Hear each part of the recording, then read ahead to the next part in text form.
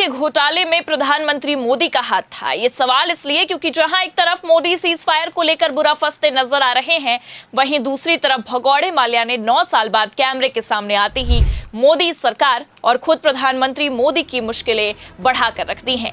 नमस्कार, आप देखना शुरू कर चुके हैं 4 PM न्यूज नेटवर्क और मैं हूं आपके साथ प्रगति ठाकुर। बेचारे प्रधानमंत्री मोदी न घर के रहे न घाट की स्थिति में अब बुरा फंस गए हैं। पहले तो केवल विपक्ष ने सीज फायर के मुद्दे पर ही धोया था, लेकिन अब तो 9,000 करोड़ के घोटाले का खुलासा होते ही मोदी की हालत और खराब होती दिखाई दे रही है, क्योंकि विजय माल्या ने बकायदा 9 साल बाद कैमरे के सामने आते ही अपने भागने के पीछे की सच्चाई और कारण के तो राज खोले ही खोले, लेकिन बीजेपी को लेकर भी कुछ ऐसे चौंकाने वाले खुलासे किए हैं जिसके बाद बवाल खड़ा हो गया है। तो माल्या ने क्या खुलासे किए हैं जिसने मोदी सरकार को फंसा दिया है, आपको बताएंगे। और क्यों अब 9,000 करोड़ के घोटाले में मोदी बुरा फंसते नजर आ रहे हैं और कैसे विपक्ष ने धो डाला है, उस पर भी आएंगे। लेकिन उससे पहले आपको विजय माल्या की उस इंटरव्यू के बारे में थोड़ा सा बताते हैं जिसने सारे धागे खोलकर रख दिए हैं। दरअसल आपको बता दें कि यूट्यूबर राज शमानी के एक 4 घंटे के पॉडकास्ट में विजय माल्या ने मोदी सरकार के सारे धागे खोले और इतना ही नहीं, इस बारे में भी बताया कि आखिरकार विजय माल्या को भारत से भागने के पीछे किसका हाथ था।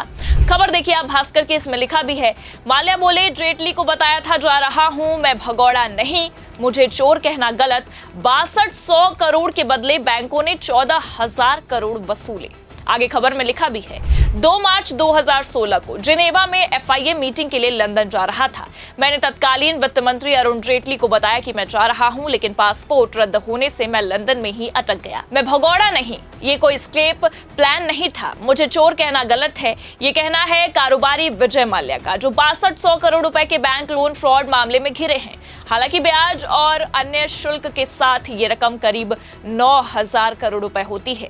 इसके अलावा IDBI बैंक से 900 करोड़ रुपए के लोन डिफॉल्ट का मामला भी दर्ज है। 9 साल तक मीडिया से दूरी बनाने के बाद माल्या ने हाल ही में यूट्यूबर राज शमानी के पॉडकास्ट में अपनी चुप्पी तोड़ी है। इस 4 घंटे की बातचीत में उन्होंने अपनी जिंदगी, बिजनेस, किंगफिशर एयरलाइंस के पतन, कर्मचारियों की बकाया सैलरी और कानूनी लड़ाई पर भी खुलकर बात की है। अब आपको बता दें कि राज शमानी के पॉडकास्ट में विजय माल्या ने कहा कि मेरे मार्च 2016 के बाद से भारत ना जाने के कारण आप मुझे भगौड़ा कह सकते हैं, लेकिन मैं भागा नहीं था। मैं पहले से ही तय यात्रा पर भारत से बाहर गया था। मैं उन कारणों से वापस नहीं लौटा जो मुझे उस वक्त सही लगे।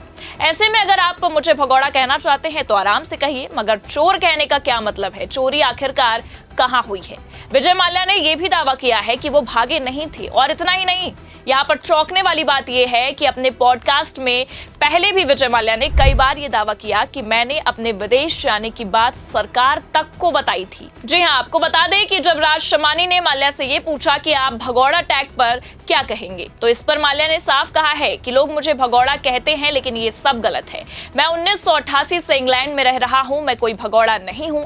मैं तो 32 साल से यूके का रेजिडेंट हूं। देखिए खबर इसमें लिखा भी है, मैंने फाइनेंस मिनिस्टर अरुण जेटली को बताया कि मैं लंदन जा रहा हूं। मैं संसद से एयरपोर्ट गया। मुझे जनेवा में FIA वर्ल्ड काउंसिल की मीटिंग के लिए जाना था, जो महीनों पहले ही तय थी। मैंने जेटली से भी कहा कि बैंकों से मेरी सेटलमेंट की बात करवाओ, मैं वापस आऊंगा। लेकिन मीडिया में हंगामा मच गया। जेटली ने पहले मुलाकात से इनकार किया, फिर एक कांग्रेसी MP ने कहा मैंने उन्हें साथ देखा है। तब जाकर जेटली ने माना कि हाँ, एक छोटी सी मुलाकात हुई थी।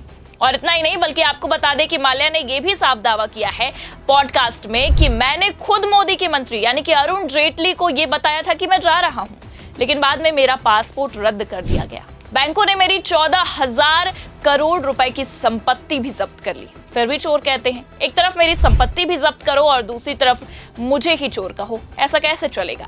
हालांकि आपको बता दें कि जिस तरह से माल्या ने मोदी सरकार के धागे खोले हैं इस 4 घंटे के पॉडकास्ट में, उससे यह साफ समझ में आ रहा है कि 9 साल बाद विजय माल्या ने जो कमबैक किया है वो केवल और केवल बीजेपी के साथ साथ खुद प्रधानमंत्री मोदी को एक्सपोज करने के लिए किया गया है। क्योंकि भले से ये पॉडकास्ट विदेश में हुआ हो, लेकिन राज भारत के खुले हैं। जी हाँ, आपको बता दें कि राज शमानी के सारे सवालों पर उन्होंने जवाब देते हुए विजय माल्या ने हर तरफ से मोदी को ही एक्सपोज करने की कोशिश की है। विजय माल्या ने तो पॉडकास्ट के जरिए खुद प्रधानमंत्री मोदी तक के बोले गए झूठ का सारा कच्चा चिट्ठा खोल कर रख दिया है, क्योंकि जैसा कि आप जानते हैं कि जैसे ही 2016 में विजय माल्या ने भारत छोड़ा, वैसे ही माल्या पर 9,000 करोड़ के घोटाले का इल्जाम लगना शुरू हो चुका था, जिसे लेकर आज तक माल्या को भारत में लोग चोर और भगौड़े के नाम से जानते हैं। लेकिन माल्या से जब इस बारे में, यानी कि बैंक से लिए गए लोन के बारे में, रिकवरी के बारे में पूछा गया, तो माल्या ने एक ही झटके में प्रधानमंत्री मोदी तक के झूठ का पर्दाफाश कर दिया। देखिए, खबर में आगे बताया भी गया है। माल्या ने डीआरटी का सर्टिफिकेट दिखाया, जिसमें उनका कर्ज 6,203 करोड़ रुपए बताया गया। इसमें 11.5% ब्याज भी शामिल है। वो कहते हैं ये आधिकारिक कर्ज की रकम है जो 9,000 करोड़ की बात करते हैं, पर मुझे नहीं पता ये नंबर कहां से आया। और इतना ही नहीं, प्रधानमंत्री मोदी तक के स्टेटमेंट का जिक्र करते हुए माल्या ने कहा है कि 2019 में पीएम मोदी ने कहा कि 9,000 करोड़ रुपए के कर्ज के बदले माल्या से 14,000 करोड़ रुपए वसूल किए गए। बैंकों ने मुझे कभी अकाउंट का स्टेटमेंट तक नहीं दिया गया। ये दुनिया में शायद पहला मामला है कि बैंक लोन लेने वालों को हिसाब ही नहीं देता है। माल्या का तो यह भी दावा किया गया है कि वकीलों ने कई बार स्टेटमेंट तक मांगा, लेकिन इस मामले में ना ही एसबीआई के चेयरमैन ने कोई जवाब दिया, क्योंकि एसबीआई के चेयरमैन को भी चिट्ठी तक लिखी गई थी, पर फिर भी कोई जवाब सामने से नहीं आया। अब ऐसे में सवाल कई सारे खड़े होते हैं। हालांकि जिस तरह से माल्या ने एक एक करके कई धागे खोले हैं, कई खुलासे किए हैं, उसे लेकर अब खुद प्रधानमंत्री मोदी फंसते नजर आ रहे हैं। विपक्ष तो ये भी दावा कर रहा है कि घोटाले में जितना हाथ विजय माल्या का है, जितना विजय माल्या फंस रहे हैं, उससे कई ज्यादा बीजेपी का है। और इतना ही नहीं, बल्कि आपको बता दें कि आम आदमी पार्टी ने तो इस मामले पर ट्वीट भी किया है और कहा है कि विजय माल्या को देश से बाहर भगाने में था मोदी सरकार का हाथ।